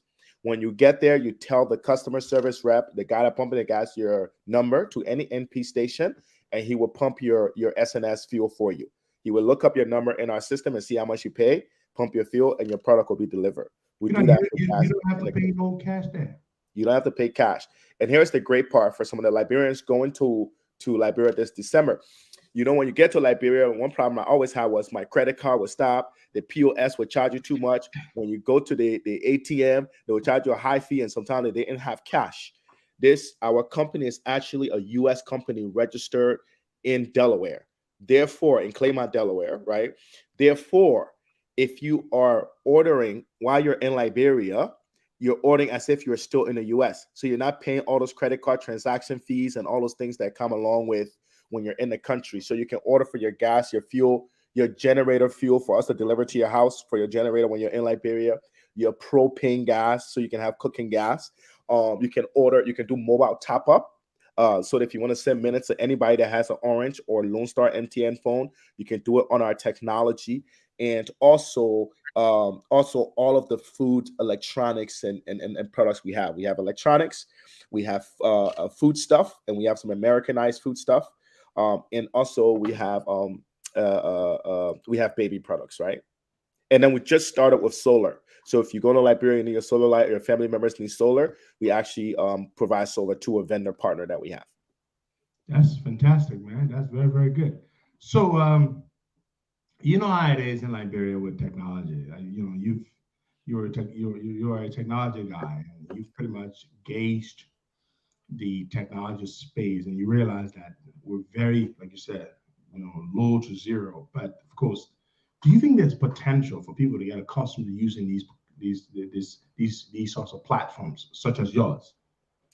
Yeah, I think it's gonna be a hard work. I think it's gonna be, you're the pioneer. Like, you are the people that built .com. Remember when .com came about? You had to tell people, okay, it's www. You know, we are the pioneers. Let me tell you something that just happened to us, and it was a lesson learned, tough decision.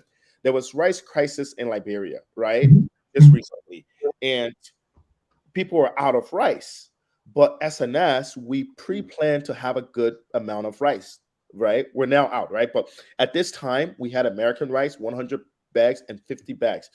And what happened was that there was technology glitches in the system through some of the back end. I won't call their names, but things were down. And basically, somebody will order a bag of rice or $300 product, right, from me on my website.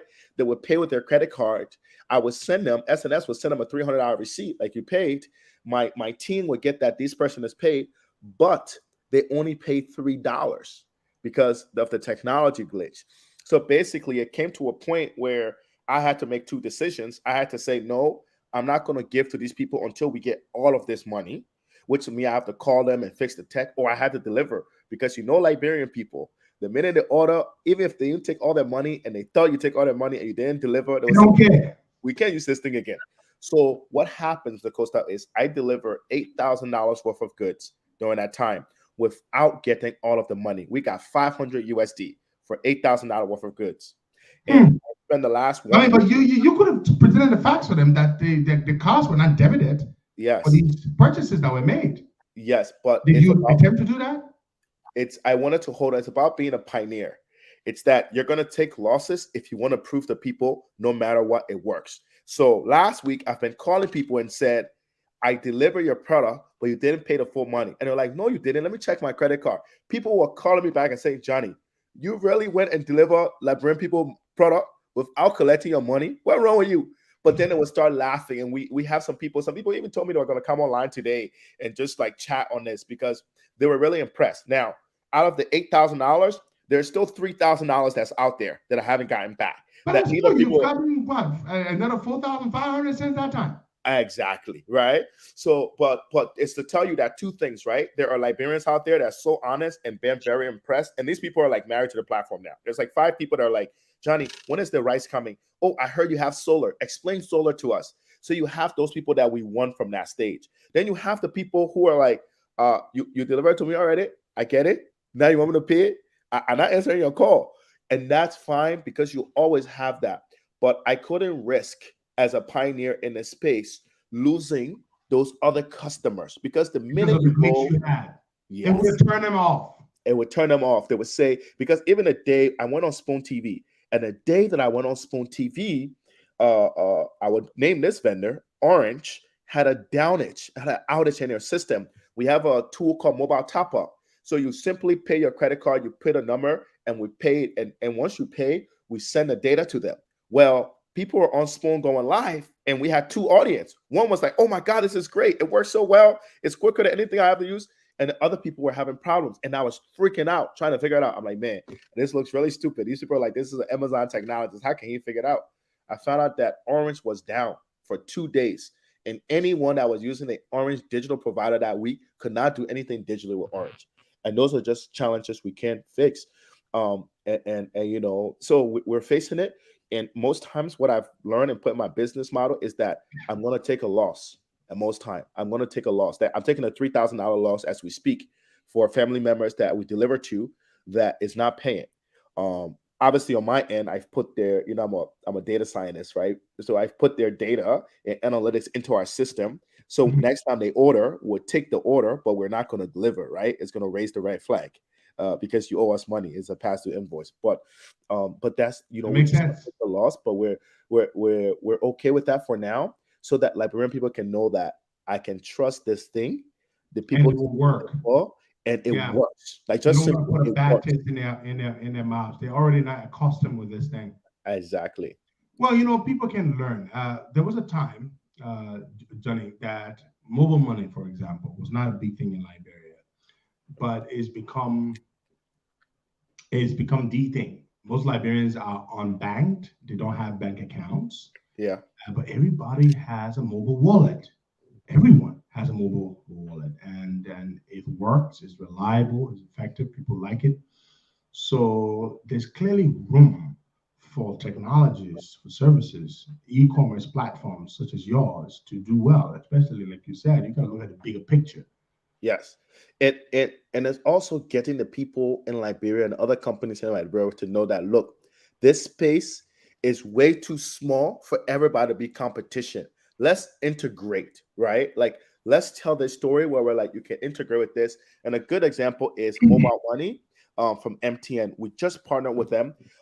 They had an integration API. I was like, I will go ahead and build it into my system because I'm not competing with you. But if people in Liberia want to check out and pay, they should be able to pay with mobile money. They should be able to pay with TipMe. So, you know, just having that partnership too. And another interesting thing we do, Henry, is that when people come in our store, right, everything is the regular Liberian price, which is pretty high, which I know is pretty high.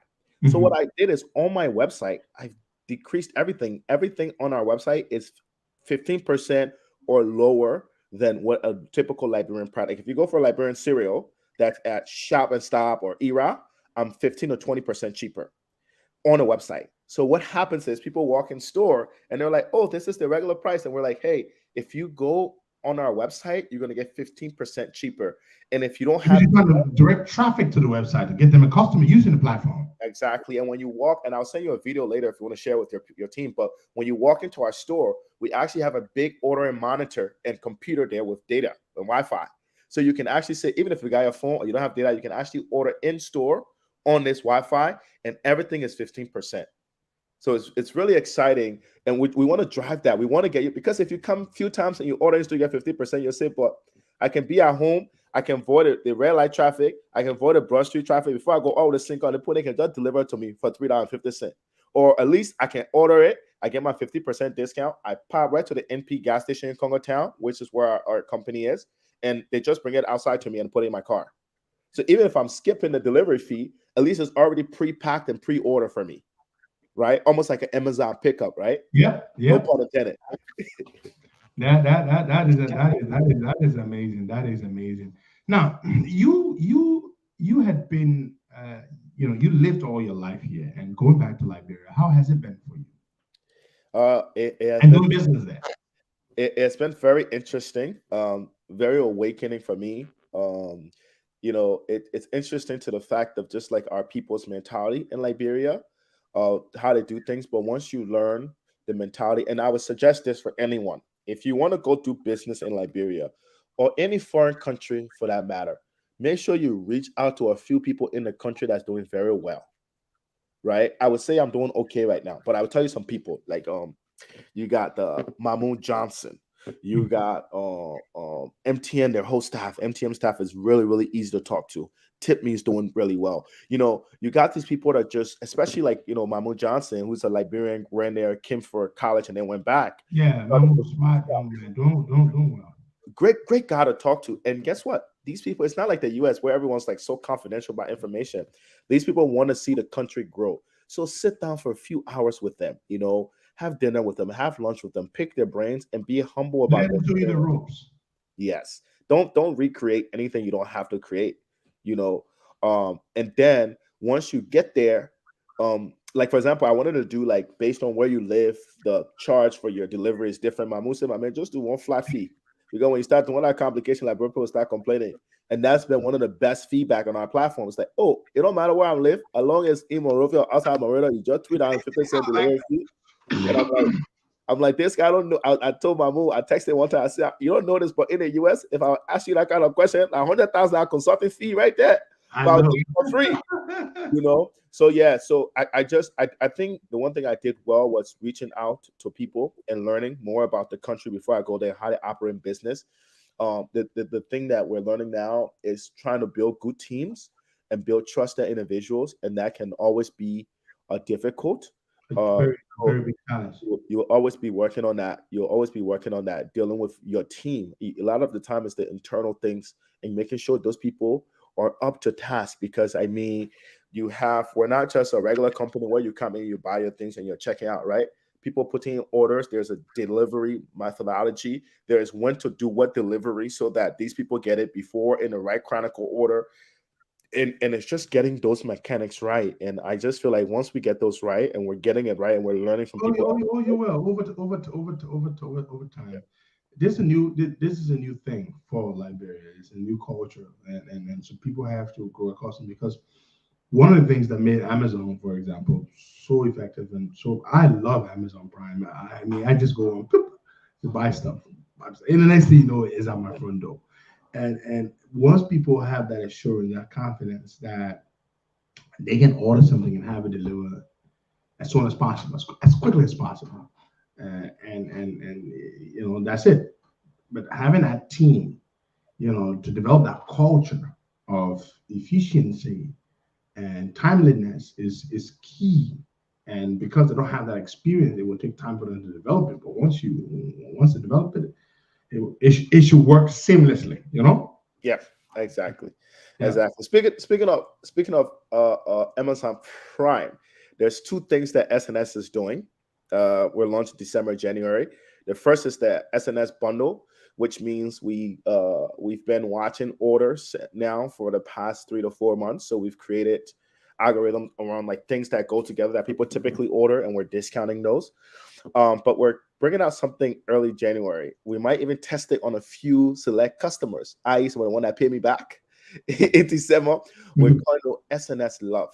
So the concept we're still building, I'm almost done, is that people in Liberia that don't have family members here or stuff like that and want to order on Amazon can actually order on Amazon and have SNS deliver it next week, or pay a cheaper fee and have it SNS deliver in about 45 days. So it takes 45 to 50 days for my container to leave the US, and get to Liberia. And it takes 1 or 2 weeks for one of my partners to fly right into Liberia on a plane. So if you want a cell phone, you want something that's smaller, you could sign up for SNS Love membership. It will be a membership fee.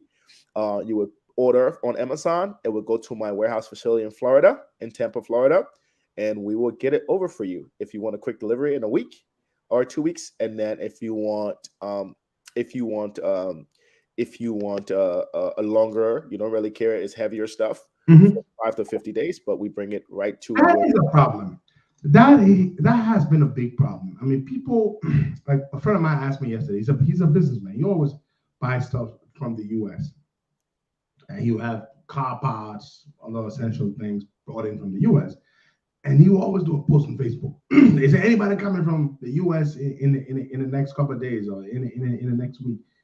There's no company aside from them. I mean, nobody wants to use the FedEx and the all the courier services. They are too expensive, right?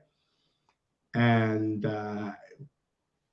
there has not been any effective, affordable service or service provider in a particular area for Liberia, for example. Yeah, I mean, you want to buy some authentic stuff from America. You know, there are certain things in Liberia you don't want to buy to there because you're not sure it's the right stuff, or it's not even there. But how do you get it to Liberia? You know, as quickly as possible, within a week's time, for example. It is a problem. So that's something that you guys are, that's really good. Yeah. Yeah, I mean, we're looking on it because of two things. We want to be very, very good at logistics. In order to do what we're doing, we have to have products in time. I have to come here all the time to make sure the rice is sourced right and all those things, right?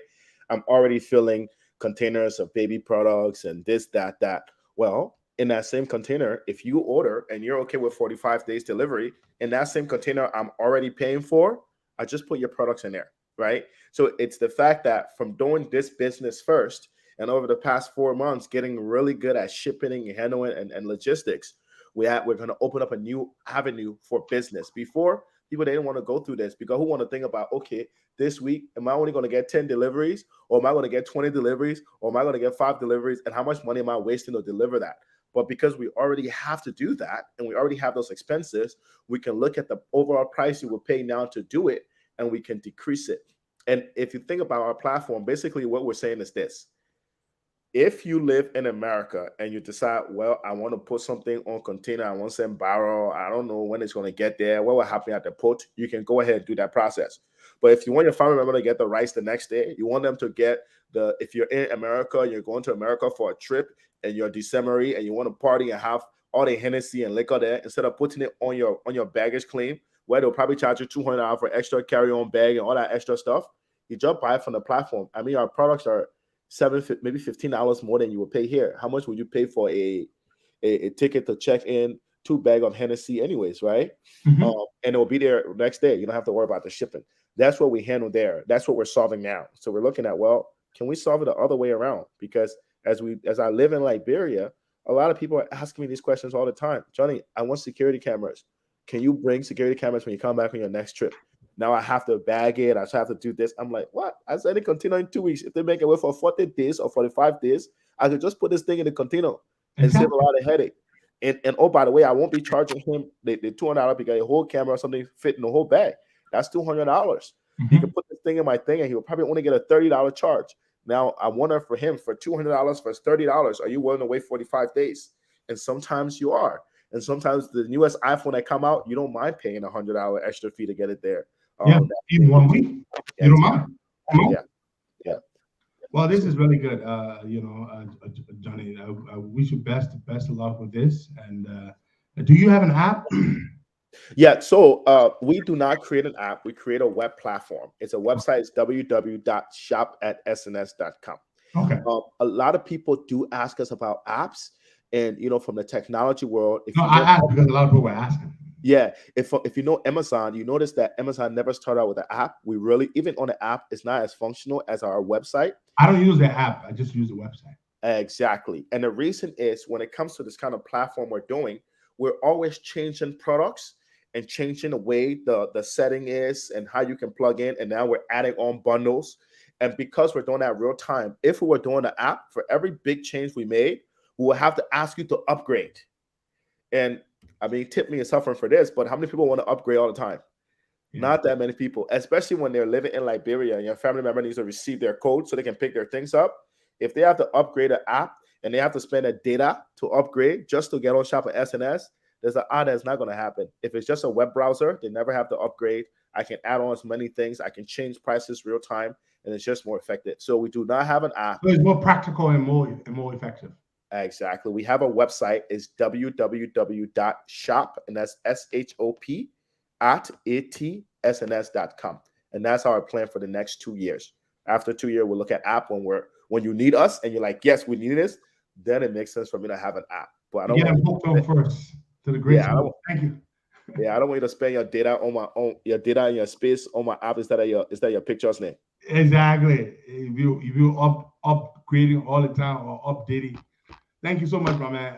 Wish you best of luck, Johnny. Anything you want to say before we take leave of you? No, first of all, thank you for having me on. And then second of all, for the Liberians that are diaspora, continue to support your family. Look at our platform as one way you can support your family. I love the people that came on Spoon TV. Like, their fans was really great. they went to try it out, and they were sending me emails, and it was amazing, Henry. Like Mr. Costa, like they were sending me emails like, Johnny, this is really great. Here is what like I would like to see. Like somebody was like, hey Johnny, did you forget that on this site there is not a contact for me to contact you? I have to click on contact now and go to your informational page. Can you just have it on the site? We just want feedback to make it. Yeah, we want feedback to make it better for Liberia. A lot of you will come and say price, price, price. You should understand that I have to ship and I have all these other costs. I'm okay with that feedback, but I love constructive feedback. Johnny, I can't. Somebody said, Johnny, I can't see. You have 3 categories up here, but on the phone, I can't see it. So we ran analytics and we found out that if the phone is smaller, you don't know that it's marketplace, mobile top up, and gas and fuel. But if the phone is bigger, if it's a computer, you can see it.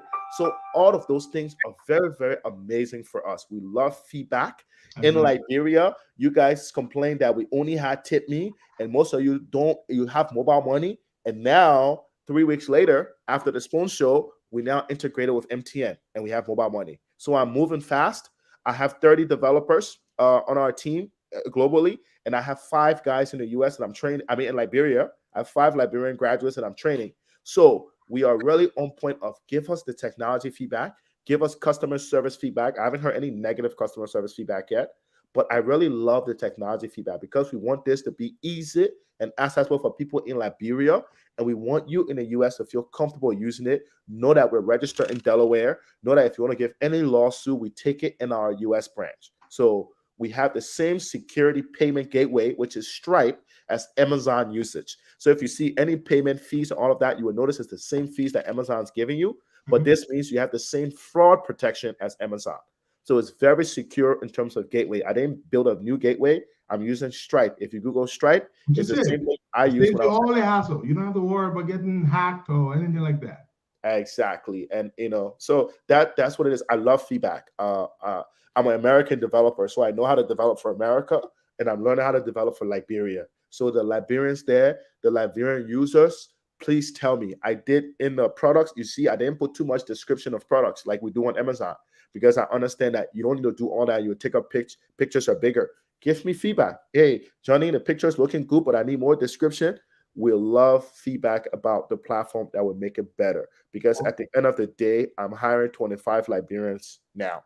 If this grows in the next 6 to 8 months, we're going to hire more Liberians. And hopefully we start to make more. And I start to make more developers that not only develop for, I have 5 now. I can tell you, Henry, by the time these guys get to where I want them to get, I'll probably only have 3 of them because MTN, Orange, somebody's going to poke the other 2.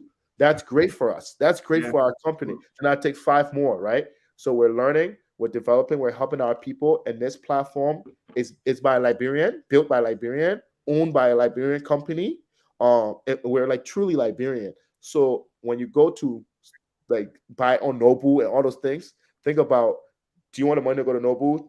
Do you want to go directly to Shop and Stop or these guys or Habel Supermarket? Or do you want this funds to go through your own Liberian brother who's looking at Liberia and left his whole life in America to go to Liberia and support, right?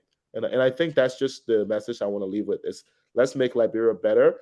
And let's forget about the government sector. Let's do it to the entrepreneur center. All right, Johnny. Thank you very much. Wish you best of luck, man. All right. Thank you. All right. You're welcome. Bye-bye. Well, okay. Thank you. Bye.